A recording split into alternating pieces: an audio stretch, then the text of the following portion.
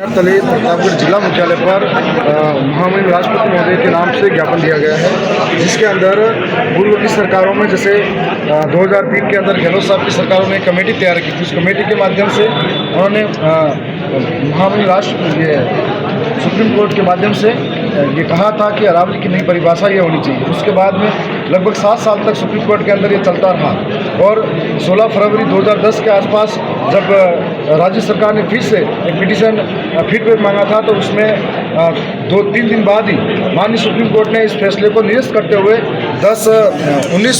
19 फरवरी 2010 के आसपास इस फैसले को निरस्त किया था। उस वक्त बीजेपी की सरकार विपक्ष में थी और उस वक्त वो मौन थी, और आज 2024 के अंदर 14 साल बाद में वही सुप्रीम कोर्ट इस डेफिनेशन को जैसी की तैसी, जो सुप्रीम कोर्ट की डेफिनेशन जो गहलोत साहब की सरकार ने पेश की थी, वैसी की वैसी डेफिनेशन आज ये सरकार के देना चाह रही है और उसको सुप्रीम कोर्ट मान रहा है। अब सवाल ये है कि अगर अरावली की 100 मीटर की पहाड़ियों को खनन के लिए लीज पे दिया जाएगा तो वहाँ का जनजीवन का क्या हालात होगी। ये जो अरावली की पहाड़ियाँ जब से विकसित हुई हैं, गुजरात के खेड़ बर्मा से लगाकर राष्ट्रपति भवन तक, तो यहाँ पर 692 किलोमीटर के आसपास की लंबाई में 555 के आसपास तो सिर्फ राजस्थान के अंदर ही कई लोगों की आस्था है, कई लोगों के बड़े बड़े इतिहास से जुड़ा हुआ दूर के जुड़े हुए हैं। और ये मेवाड़ के अंदर जो फैली हुई अरावली के अंदर, जंगलों के अंदर आदिवासियों का, राजपूतों का ऐसा संघर्ष रहा है, शामिल जो साहस और पराक्रम रहा है, जो इतना जल्दी इसको नहीं मिटा सकते।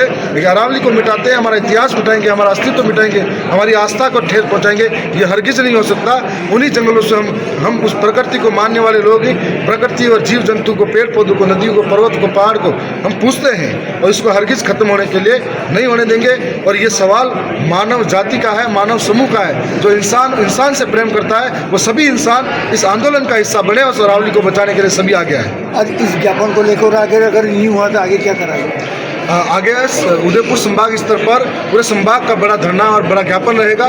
जिस प्रकार से आज भी देखा था कि हम शांतिपूर्ण तरीके से ज्ञापन देने आए थे, लेकिन जिला प्रशासन का कोई भी अधिकारी यहाँ पर बाहर आकर ज्ञापन नहीं लिया तो हमें 2 कदम आगे आना पड़ा। अगर नहीं लेते तो और भी आगे आना पड़ता। वैसे ही हम संभाग स्तर पर भी कहेंगे। उसके बाद में जब राजस्थान की सरकार चलेगी तो विधानसभा के अंदर भी हम बात करेंगे, और जब केंद्र की सरकार, जब संसद चली थी, तब हमारे 84 से बांसवाड़ा डूंगरपुर से सांसद जी ने भी इस बात को प्रखरता से वहाँ पर रखा था। और जब तक अरावली की डेफिनेशन को पूर्ण रूप से यहाँ के लोगों की भावना के अनुरूप बदला नहीं जाता, तब तक ये लड़ाई जारी रहेगी।